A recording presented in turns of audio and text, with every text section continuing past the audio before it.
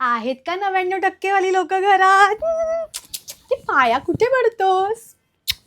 Congratulations. बघितलंस तू, मी व्हॉट्सअपला स्टेटसलाच टाकून दिली तुझी मार्कशीट. इतक्या लोकांचे कॉंग्रॅच्युलेशनचे मेसेजेस आलेत मला. माझ्या ऑफिसमध्ये मी आईस्क्रीम वाटला आज.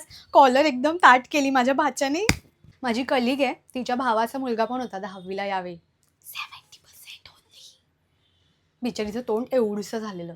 आणि मग मी म्हटलं खा आता आईस्क्रीम. मी माझ्या भाच्याचं यश थोडी लपवणार आहे तुझ्या 70%मुळे. काय नीरू, नीरू बेबी डोळे बंद कर. डोळे बंद कर ना. टण टण उघड.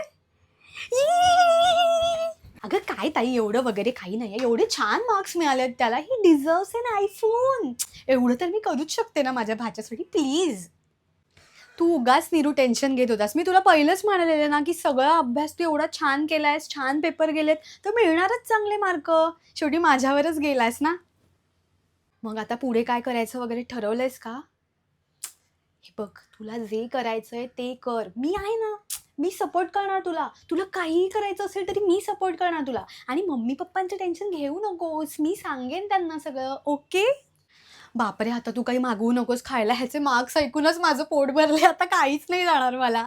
ताई, जीजू, नीरू, तुम्ही काहीच टेन्शन घेऊ नका. एक काम करा, आता मी काहीतरी ऑर्डर करते. तुम्ही जरा शेजाऱ्यांना वगैरे पण सांगा की जेवण नका करू. आपण ट्रीटच देऊ ना सगळ्यांना. हां, I am so happy today.